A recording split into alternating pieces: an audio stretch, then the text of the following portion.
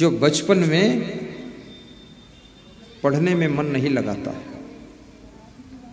उसकी जवानी बहुत असमंजस में पड़ जाती है और पढ़ने से ज़्यादा सुख कहीं है नहीं। बस 5 फार्मूला विद्यार्थी को याद रखना चाहिए।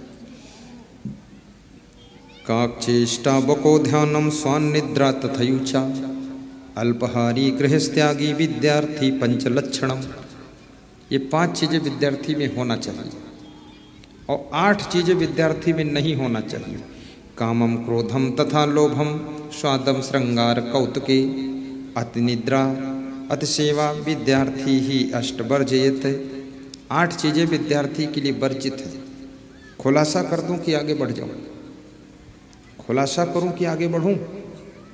बोलो ना, हैं कौन ओढ़े? खुलासा कर दूं? कर देता हूं, अपने बच्चों को सुना देना। काकचेष्टा, विद्यार्थी में कौवा जैसी चतुराई होना चाहिए। जैसे कौवा चतुर होता है। कौवा कैसा चतुर होता है?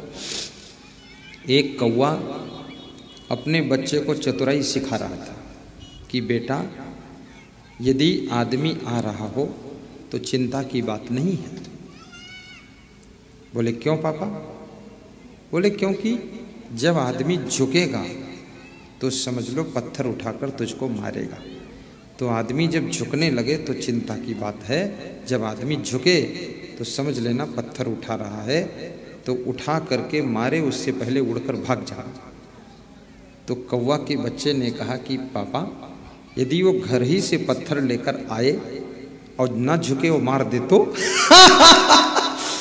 तो कौवा ने कहा तेरे को चतुराई सिखाने की जरूरत नहीं है, तू बहुत खिलाड़ी है, बस बात खत्म हो गई।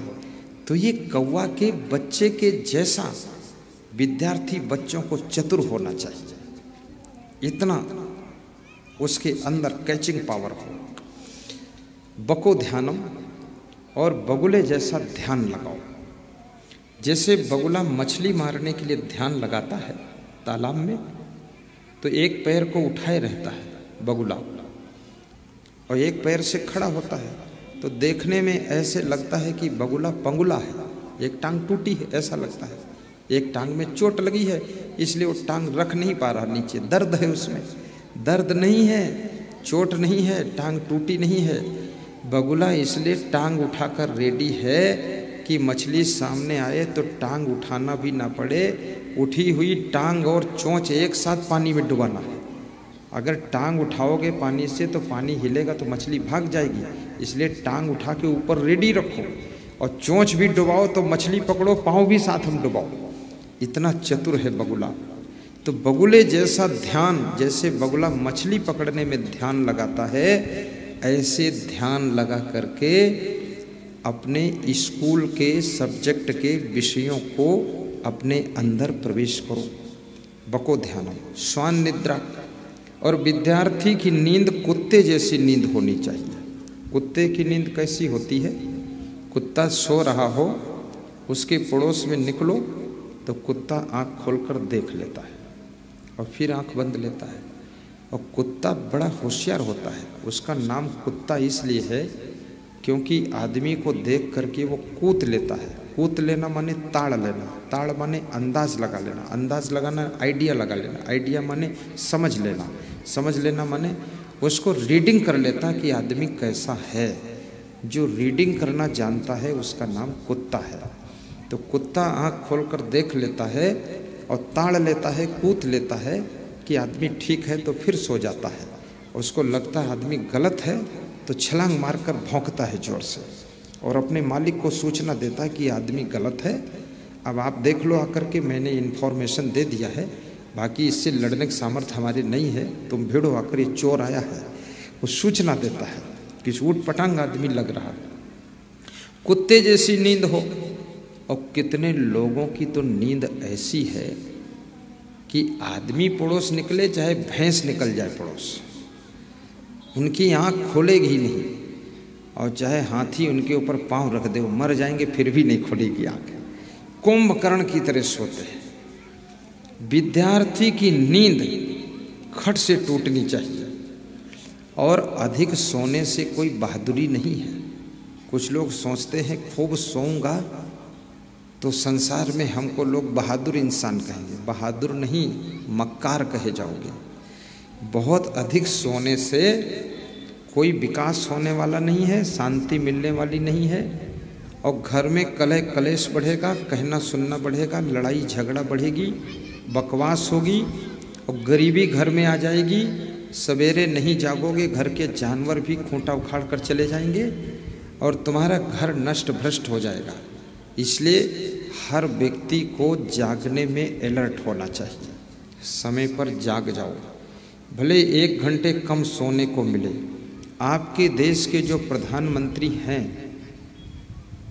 वह 9:45 पर सोते हैं और 4:45 पर जागते हैं। फिक्स टाइम उनका है। और सवेरे मूली, गाजर, सलजम, चुकंदर, सलाद खाते हैं। खीरा, ककड़ी, नमक, मिर्च मिलाकर खाते हैं। ये समोसा और पकौड़ी नहीं खाते हैं। और तुम सवेरे उठकर क्या खाते हो? समोसा और चाय। इसलिए तो दिमाग है ही नहीं, खोपड़ी रह गई खाली। ये चीज़ खाओ, देखो फिर आपका दिमाग तेज होगा। ये कचपच ज़्यादा मत खाया करो। महीने में 1 दिन खा लो तो 10 दिन पेट खराब रहेगा, सुधारते रहो। खाना है तो ये हरी भरी चीज़ें खाओ। 1 केला रोज़ खाओ। केला आपके पेट के एसिड को मार देगा। 1 संतरा चूस लो, आपकी प्यास को ख़त्म कर देगा। थोड़े अंगूर खा लो, आपकी बॉडी में ग्लूकोज की पूर्ति कर देगा। थोड़ा टमाटर खा लो, आपके शरीर के अंदर पाचन तंत्र को एक्टिवेट कर देगा। थोड़ा सा खीरा खा लो, आपकी भूख बढ़ा देगा। थोड़ा मूरी खा लो, आपकी कब्जियत ख़त्म कर देगा। थोड़ी गाजर खा लो, आपके अंदर खून बढ़ा देगा। और क्या खा लो? कुछ मत खाओ, इतना बहुत है। तो ये ऐसी चीज़ें हैं, थोड़ा थोड़ा। काक चेष्टा बको ध्यानम स्वान निद्रा तथैचा अल्पहारी। और विद्यार्थी को अल्पहारी होना चाहिए। भूख से कम भोजन करना चाहिए।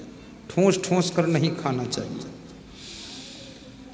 गृहस्थ त्यागी और विद्यार्थी को, जब तक विद्यार्थी जीवन है तो शादी भी मत करो, ना तो संसार की विषय भोग करो। ब्रह्मचर्य से रहना चाहिए। गृहस्थ त्यागी। ब्रह्मचर्य में इतनी शक्ति है, इतनी मेमोरी स्ट्रांग होती है। आप तेजस्वी भी बनोगे, ओजस्वी भी बनोगे, तपस्वी बनोगे। ब्रह्मचर्य आपन तेज संहारो आपे, तीनों लोक हाँकते कांपे। अपने तेज को संहारो तो सही। देखिए कितनी बुद्धि कुशाग्र होगी आपकी। एक बार जो देख लोगे खट से याद हो जाएगा। इस अपनी शक्ति को संभालो। तो विद्यार्थी को त्यागी भी रहना चाहिए।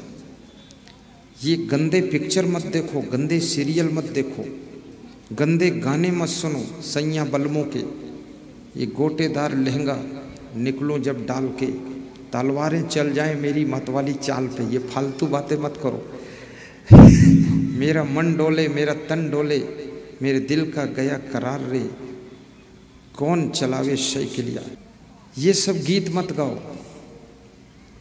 मन को बस में करना है। और प्रवचन सुनो।